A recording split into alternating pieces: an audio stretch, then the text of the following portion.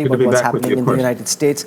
Thank you. Didn't really imagine that something like this would happen in a country like the United States in a continuing fashion. I want to start this conversation, Ian, by asking you about the impact that you think this assassination attempt on Donald Trump is likely to have on the race for the 4th of November. Is it now increasingly certain that Donald Trump will most probably be your next president? Absolutely. This is going to be a very close election. And as you know, most Americans have already made up their minds. A very polarized time. Trump and Biden, both very unpopular, but also radically different kinds of candidates with different visions of America. And so it's not like a whole bunch of Biden supporters are suddenly going to go out and say, maybe I'll vote for Trump now because I'm so impressed with him.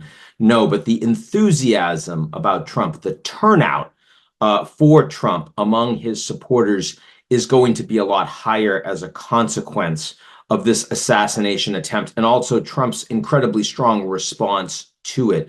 Where for Biden, and as you know, there has been lots of grumbling inside the party that Biden is unfit, especially on the back of a disastrous debate performance only 2 weeks ago, feels like a lot longer now.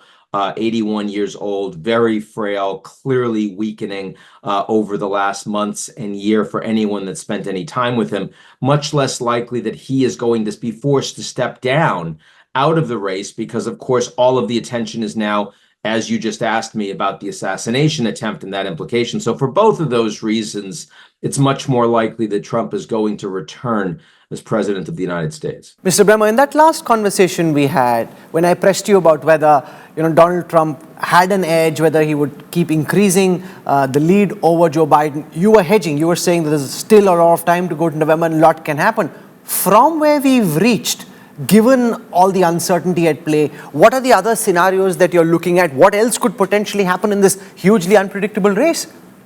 Well, as you'll remember, you and I were visiting together in Mumbai with a different race on our mind. It was the Indian election with the final results just about a week away.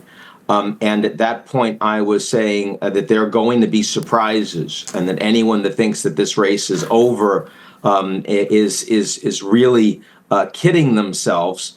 Now, since then, pretty much everything that could go wrong for Biden has gone wrong.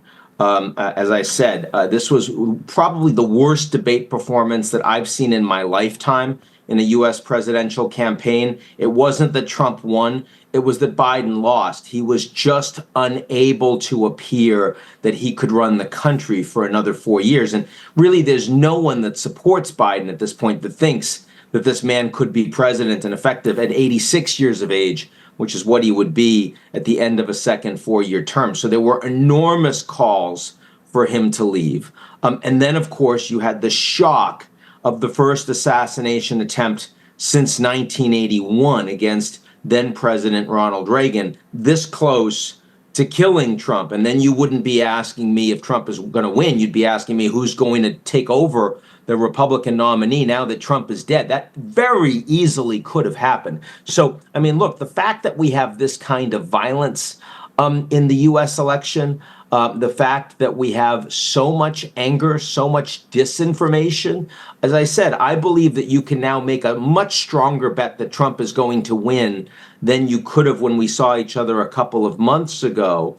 But I also recognize something that we need to talk about, which is that there are a lot of democracies in the world today, yours in India, the European Union just had their elections, Indonesia this year, Mexico, all over the world, the United Kingdom. And yet the United States is the one major democracy that is truly in crisis, its political system. 75% of Americans say that they believe that democracy is at stake in this election in November. But as you know, they don't agree on why. They think it's the other side.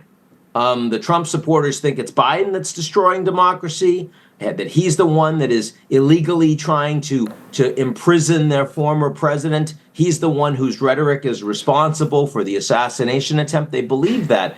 And the Democrats supporting Biden believe that Trump is a dictator who wants to end democracy in the U.S. So the stakes are incredibly high. whoever wins the US election, the opponents will not accept that as a legitimate outcome. This is really much more than whether or not Trump or Biden is president. It's much more about, do Americans believe in their system, and can the United States persist as a flawed but still representative democracy? I think those are the questions that Americans need to be asking right now.